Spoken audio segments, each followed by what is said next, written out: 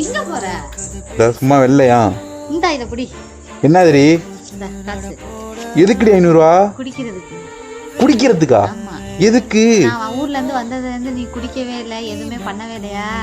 Friends பையனா குடிக்கணும் நேத்தே சொன்னேன். எனக்கு ஒரு மாதிரி ஆச்சு. நான் சொன்னதுல இருந்து குடிக்காம இருந்தியா, அதனால குடிக்கிறதுக்கு. அடிப்பாவி, உண்மையாவா? உண்மையாவேதான்.